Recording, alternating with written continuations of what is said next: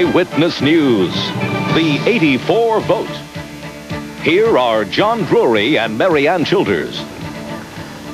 Good evening. Continuing our coverage of Vote 84, tonight the Chicago Board of Election Commissioners says Chicago's final voter turnout was 83%. That's but 1% below projections the election board clung to throughout the day. But the 83% figure still represents the highest voter turnout since 1968, Marianne. For some reaction to that and more this evening, let's go now to Floyd Kalber, who's standing by with our election analysts, Alex Seath and Bernard Carey.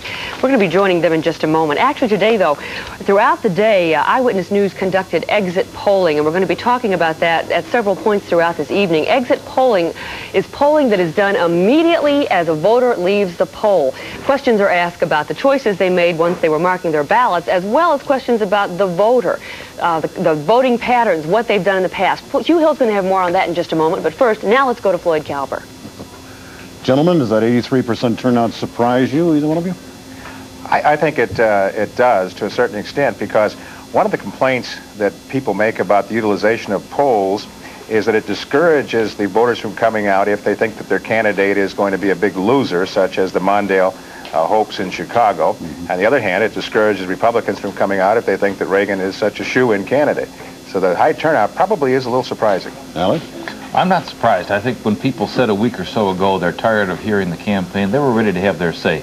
The candidates have had their say for 13 months.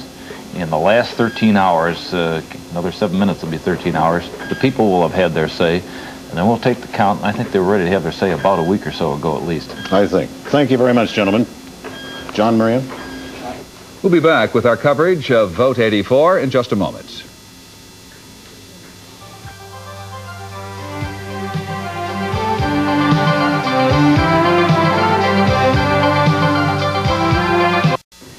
In neighboring Indiana, there's a race this election for governor. Let's take a look at how that vote is going, and there are actually some votes that can be tallied because the polls in Indiana closed about an hour ago.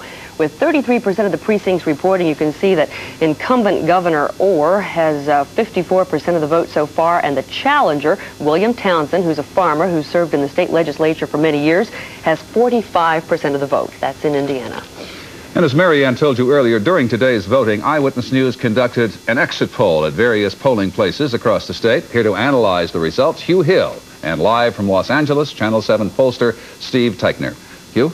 John, that's right. We have conducted another exit poll, and in a little while we'll be able to tell exactly who voted for whom and why. But Steve Teichner in Los Angeles, if Mr. Reagan wins re-election, and it's obvious that he's going to, who will have elected him? Young people? And I think he will have gotten a major amount of support from young people. He will have gotten an amazing amount of support from a pretty good cross-section of incomes, except for low income. In terms of Chicago, in Illinois, the president appears to have duplicated the kind of base that he has throughout the entire country. Are you surprised at this, what appears to be a very big turnout in Illinois and across the nation? I think that finally in the last 2 weeks, people focused on the election. And in that context, it simply, they got more enthused and they decided to vote. There's a big turnout in the suburbs in the Chicago area. Obviously, that's going to help Chuck Percy. Well, I think so. I mean, I think that the Collar was an area that our pre-polling showed that Chuck Percy ran better in than Paul Simon. But in the Cook County suburbs, Paul Simon shows some good strength in those.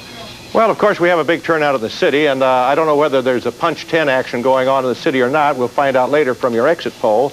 But there must be a lot of straight balloting, too.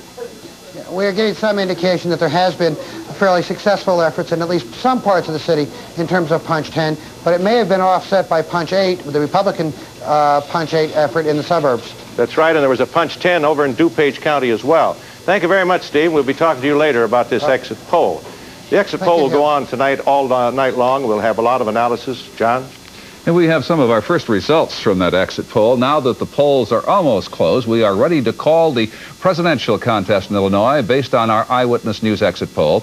The poll is conducted by Teichner Associates, and it shows that if the rest of the vote continues, as our exit polling has found, President Reagan and George Bush will win the presidential contest in Illinois by 54% to 45%. Again, that's a projection based on our exit polling, Marianne. And John, also in the race for Cook County State's attorney, our exit polling indicates that Richard Daly will beat challenger Richard Breezak by Well, he will have 52% of the vote to challenger Richard Brezak's 48% of the vote. That, again, based on our exit polling done by Teichner Associates.